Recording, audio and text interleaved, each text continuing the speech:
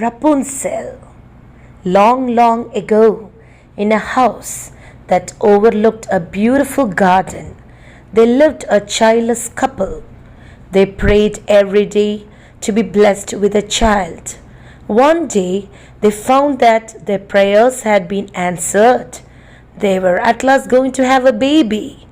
Their days passed in happiness, but alas, the wife fell ill. She would eat nothing, and the husband was worried that she would waste away. He tried to tempt her with many good things, but she refused everything. "But you must eat something, my dear," he begged her. "There is a herb called Rapunzel in the garden next door. I will feel better if I eat that," she said. The husband's heart sank when he heard her. He knew that the garden was owned by a wicked witch who would let no one enter. But he loved his wife very much. So with a pounding heart, he decided to go into the garden at a time when the witch was away. One day, finding an appropriate time, he went into the garden. He managed to pluck the herb, but as he was about to leave, the wicked witch came back. "You thief! How dare you enter my garden?" she screamed. She threatened to put a curse on him. He fell at her feet and begged, "Please don't curse me.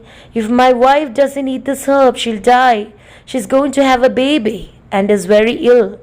The witch stopped to think a while. "I will let you go on one condition. You will give me the baby after it's born." The poor man had no other way out but to agree. He took the herb to his wife. She soon recovered and gave birth to a beautiful girl.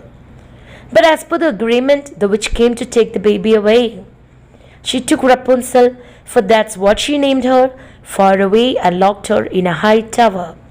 The tower had no doors or stairs. There was only a window on top. The only person whom Rapunzel ever saw was the wicked witch. Rapunzel grew up to become a beautiful maiden with pretty eyes, a beautiful voice, and her golden hair grew very, very long. All day long, when Rapunzel was alone, she would sing and weep. Every day the wicked witch came to the tower with food. She stood at the bottom of the tower and shouted, "Rapunzel, Rapunzel, let your hair down." Rapunzel would drop her long braided hair through the window. The witch used the hair as a rope to climb into the tower. One day, a handsome prince was passing by.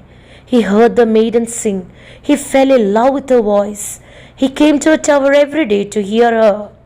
One day, the prince saw the witch climbing up the tower using Rapunzel's hair. The next day, the prince to call out to Rapunzel. "Let your hair down," he said. The prince climbed to the top of the tower. After that, the prince came to meet Rapunzel every night. Alas, the witch soon discovered the prince with Rapunzel. She pushed him from the tower onto a thorny bush, making him blind. She banished Rapunzel into the desert far away. Many years passed. The blind prince wandered alone and finally reached the same desert. One day, he heard the familiar voice singing. Following the sound, he found her. They hugged each other in joy. Tears of happiness rolled down Rapunzel's cheeks. As the tears fell on the prince's eyes, he regained his vision. The prince took Rapunzel to his kingdom, and they lived happily ever after.